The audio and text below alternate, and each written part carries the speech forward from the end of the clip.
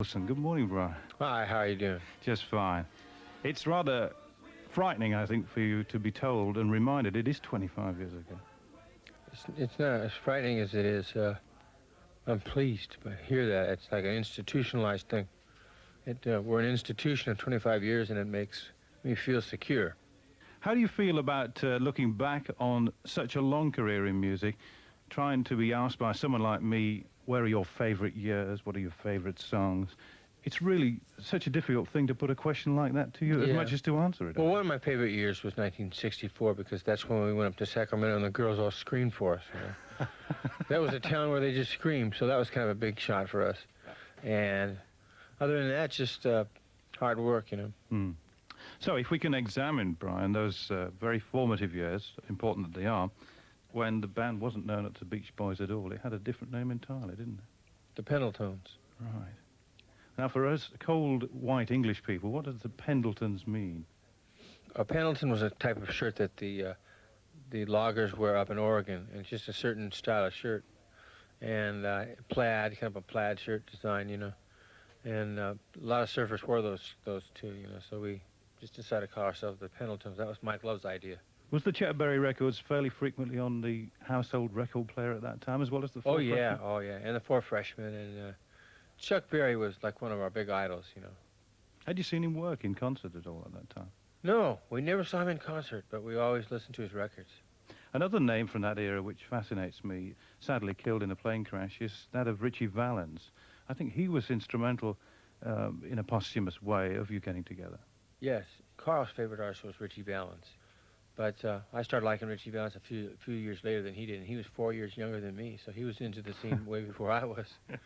Now, you being, I think, the eldest of the boys, I imagine you would have got started a little earlier than you did as a musician and a member of a band. Maybe I'm wrong. Maybe there was a young band sometime back in 1956 or 57, something like that. I had a group, not a band. I had a vocal group. We used to sing for high school assemblies. But we didn't have any real band together until 1961. We rented some instruments. Did American high schools encourage you? Did you have teachers that would say, this rock and roll thing ain't too bad after all? Not in our day. They were kind of more into the mathematics and the chemistry lesson. So school at least got you together and got you near a record company. There's all sorts of names that interest me around the time of you getting onto record. People like Joe Saraceno and Herb Newman come along. And even Russ Regan, quite an infamous name to say the least. Yeah, I know Russ. He's thought of the name Beach Boys. Really? The Beach Boys. Anyway, you were off and running by Christmas '61, doing concerts and so on. And how much importance, even as early as that, was your father playing? At that time, he was our manager and producer, record producer. And we didn't get along with him, you know. He was always having us jump on a project that we didn't want to do. He'd say, well, carry your amps, you know, from the station wagon to the stage, you know. We don't want to. Hurry up, get going. You know, he was a slave driver, you know. So we just kind of, he quit, is what it was, because we weren't getting along. How about on the musical side? Was he a pianist or a guitar player himself or some sort of musician? He was a songwriter. And Lawrence Welk, I don't know if you've ever heard of him. I certainly. Lawrence Welk recorded one of his songs called Two-Step, Sidestep. I can't think of anything further away from the Beach Boys than Lawrence Welk. No. Just a thing to warm up a cold winter's morning, and that's some surfing from the very early Beach Boys. We mentioned the Pendletons. Wasn't there another name that was doing the rounds at the time? Let me see. It was Kenny and the Cadets, wasn't it? Well, that was before the Pendletons. It was my mother and me and my brother Carl. They were the Cadets and I was Kenny. Right. That's a strange group. I presume that was just a record. You never did shows like that, did you? Or something?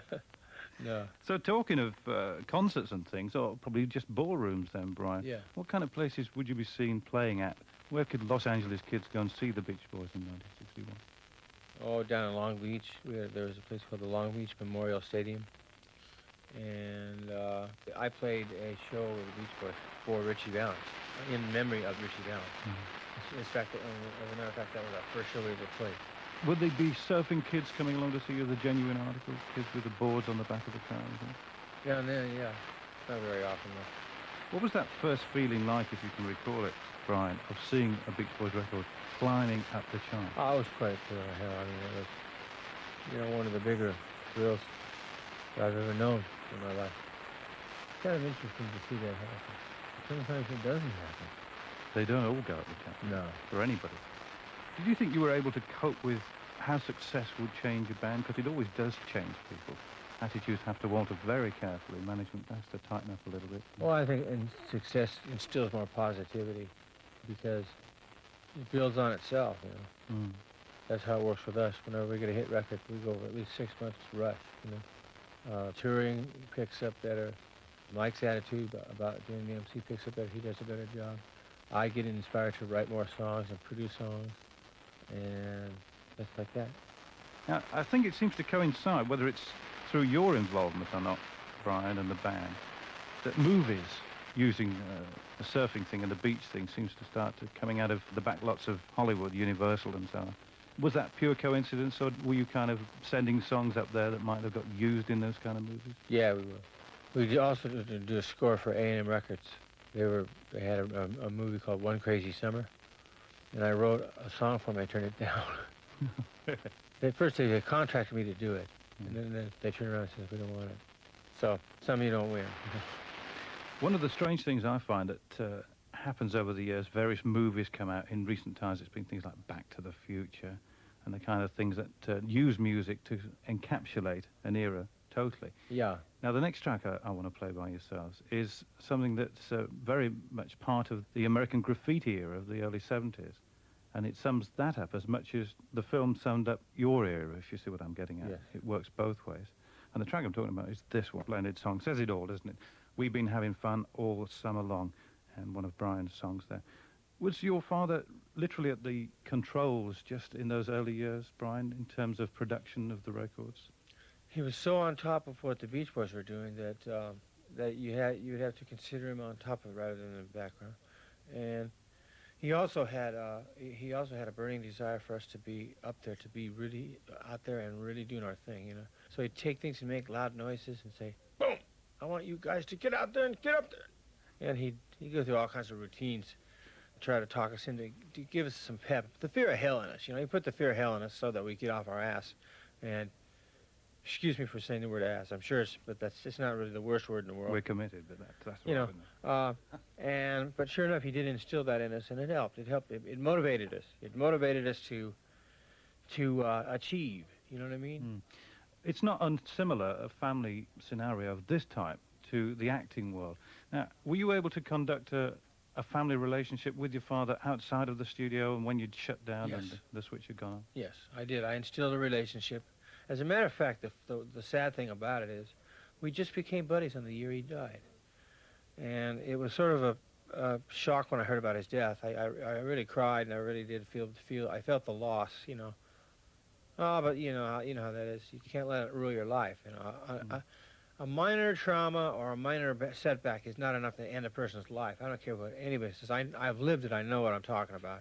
And there's no way that a traumatic situation should end your life. Sure, it'll set you back a month or two. You know, maybe you might, you know, step back a little bit and look at the overall picture a little bit. But you know how I mean. Mm. It's not enough to end your life. Nothing is enough to end your life. I mean, I don't think. No, I haven't gotten to that point yet, though. Well, we all have challenges set Yeah. to us, don't we, to Yes, override. So on the production front, as early as 1963-64, you were able to find time outside of what you were doing with the group to be given full reign by Capitol Records to do some productions with other people. And you seem to be able to do all sorts of things. What kind of people came under your auspices, if you remember? Gary Usher did things, and Glenn Campbell bits and pieces. And Gary Usher recently now is producing with me.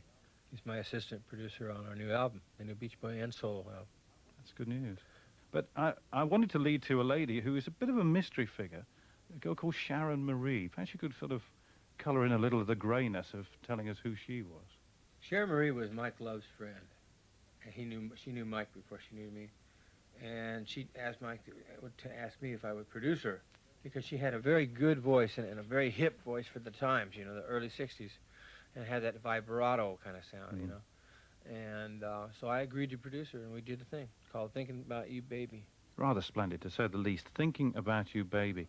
And what I might take license of saying, the blueprint for a later Beach Boys song as well. Turned it into Darling. Actually, Darling came from that song. I wrote that song with Michael, and Michael and I wrote Darling.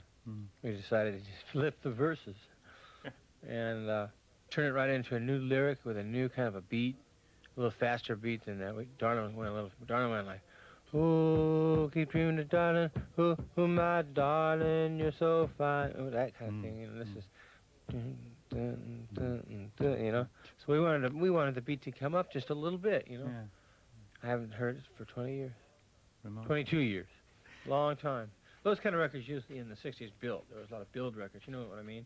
Where it gets more exciting and builds. And With builds. each 12 bars. Yeah. Reaches a climax and it comes down a little bit and tapers off before higher than it started out. You know, it's a certain form of, or yeah, I guess you'd call it a form of structure of the way a record builds, and just when it reaches the high point, where it starts, where it finishes, and where it is. You know. Was that recorded at Capitol Studios, or did you go outside to put that onto tape?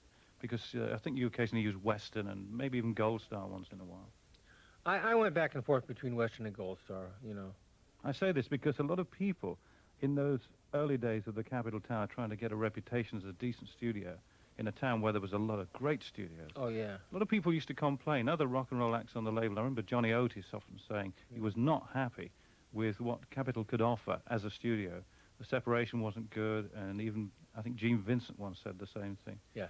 Would you have said that was a reason to stay away and go to other studios? Yeah, it was. We had a list of studios that we liked, although to actually tell a story about how Good Vibrations came to exist as a record. What I had to do to get that to happen, I went to 5 studios, cut 5 different sections of it. The record itself took 6 weeks, working every day. So we had, at the end of that 6 weeks, we had a masterpiece. It's a masterpiece of a record, but it lacks something. It lacks funkiness. It's too smooth or too cut and dried. You know, edit here and this is edited there, and let's put a chorus in here.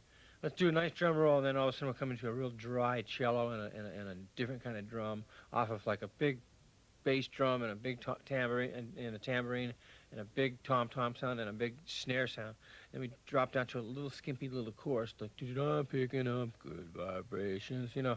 And I thought, while I was making it, I said, oh, we're really into something here. We're into a real project. But then later I said, well, we've made better records than Good Vibrations, you know.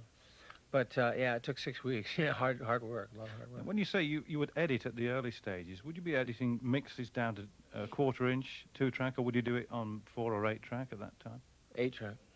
You do a multi-track edit? Yeah, what we did was we recorded on 4-track in one studio and took it over to an 8-track studio and overdubbed the 4 tracks onto a couple tracks of the 8-track.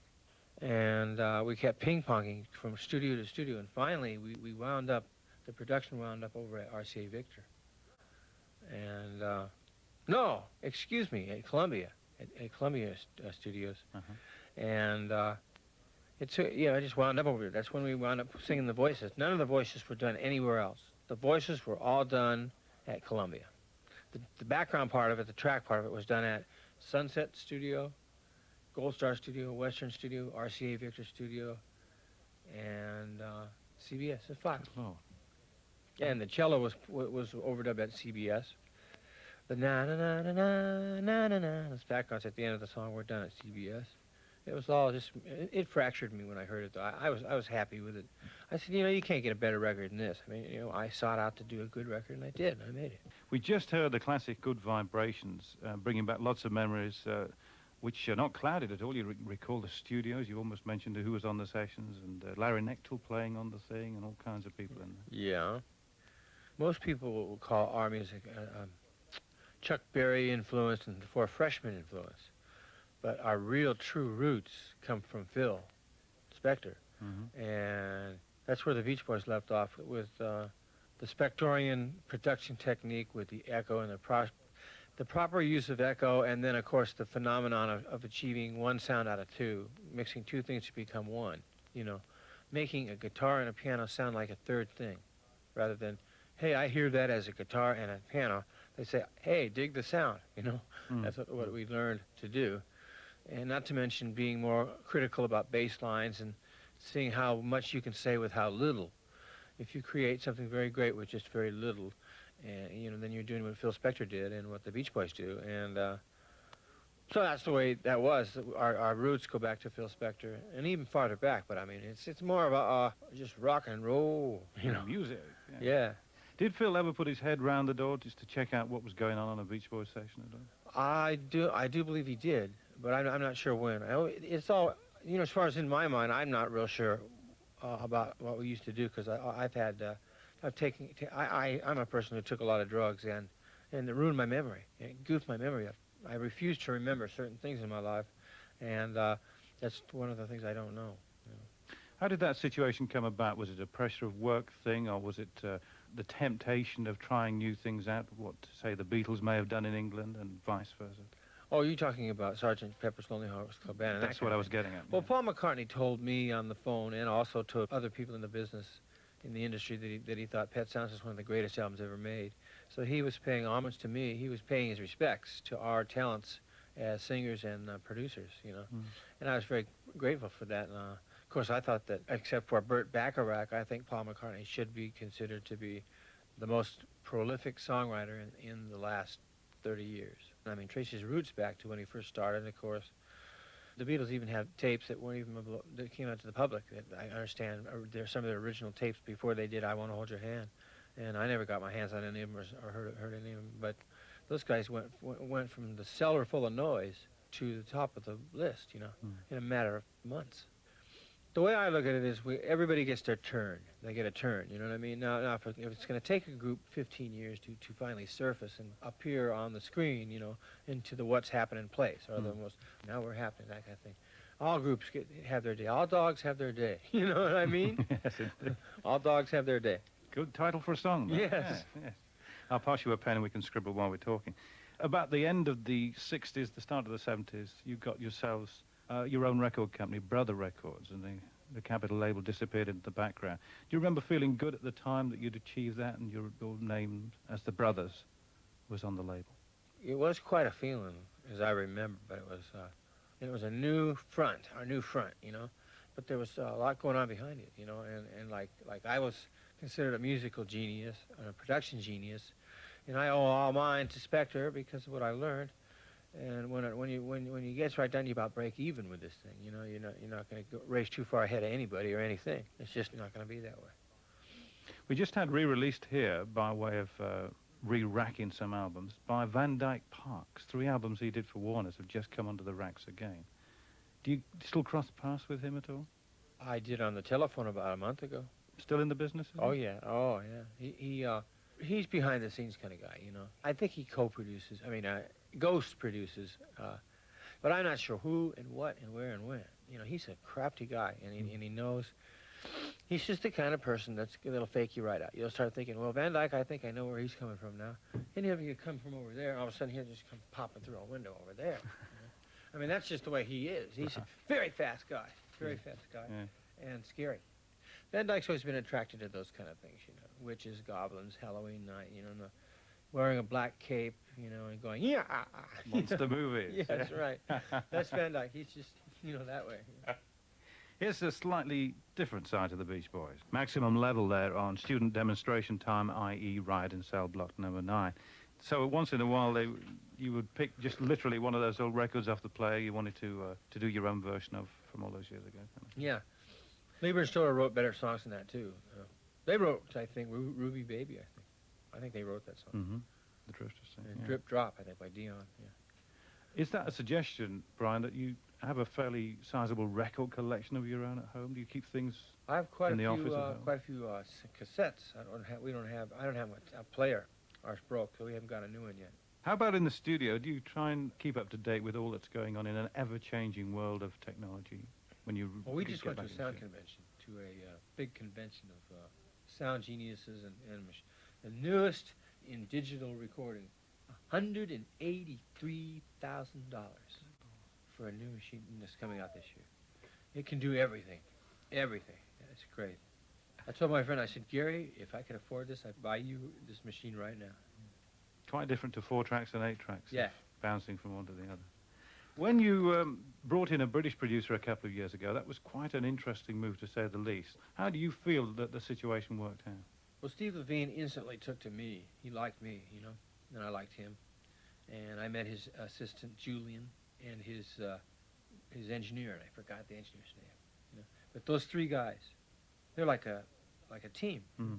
We got off to a slow start. I mean, it didn't start out too well, and then it got going. Then we really started cooking a little bit. We did some tracks in London, and then they came to Los Angeles, and then we overdubbed the vocals to the tracks. And Steve put us on 8 times. Each time, like, you'd have, "Hey, baby, won't you go out tonight?" once, and then you put it on again, "Hey, baby, won't you go out tonight?" Starting to get thicker and thicker. "Hey, baby, let's go out tonight." And after 8 of them, it's like, "Hey, baby, let's go out tonight." Like, that's called overdubbing. Yes, Your the voice. choir syndrome. Yeah. So, but he was Mr. Perfection. That guy, he was really a perfectionist, Steve. Yeah, that's interesting coming from you, a man who you just said took 6 weeks to make Good Vibrations. It took him about 6 years to do our album. Not really, but almost. But that's the thing, isn't it, Brian, with a lot of your records around the world, there's been millions of people doing just that for so many years, trying to be an extra beach boy at home, unwittingly so. Hey, well, that's an honor to hear. I think we didn't deserve all the success we had. Actually, we're a bunch of bad guys that don't deserve it. But no, we work hard, though, We work pretty hard. You stopped stealing hubcaps by now. Oh, no, nobody does that. No. Steve Levine, though, was a perfectionist, but at least he drove us nuts, though. You know what I mean? See, it takes about 10 years to get one vocal on. And by the 21st century, we'll be able to release an album or something, It was very slow. It's like they tell me that making a movie is even harder than making a record, which I can understand. Taking most of the thing involved would be waiting around. Making a movie would be, well, let's see, we've got 4 hours to kill here, and in 4 hours now we'll get busy and get into something. I think it's that way in recording too, but not as bad though. I'd like to hear something on that album. I'd like to hear "Crack at Your Love." Why don't we put it on? Okay. So the Steve Levine produced album, The Beach Boys, brought us Crack at Your Love, and a personal favourite of yours, Brian, right? Yeah, I liked it a lot. The album was dedicated to the memory of Dennis, which was made just after he died. That must have almost put you in the frame of mind, I would think, of packing the group up altogether. Am I right in saying that? No, we just did a brief thing about Dennis, and we got it over with, and we went on. We didn't waste time on feel sorrowful or feeling ripped off that we lost him. Bruce Johnson then became a little more stronger member, a more prominent member of the group, and there's still 5 of us, but it wasn't that much fun losing him because he was a buddy, But we didn't waste time on on things that happened. We just kept going. As you mentioned about when you lost your father, the same kind of thing yeah. prevails, yeah. The only problem was when I lost my father, I was a drug maniac, and I spaced out over it, But that was only for a little while. And then I got back on my feet, and I said, "Hey, my dad's gone. I'll play a song. Every day I go to the piano, I play a little song for my dad, Play a little piece, something to remember him by." Do you feel now that the years when you were not able to work with the group and tour, do you regret those sort of missed times? You could have been doing some kind of musical contribution. Yeah, I do. I feel that much that way. Carl became prolific after I taught him how to produce. I taught him what you do to produce and just how simple it really was. Producing a record is very simple. It's not what you'd think. Like Mike Love should learn to produce. He has a good overall attitude about things. That overall view. He's sort of like my Dr. Gene Landy. I don't know if you've met him.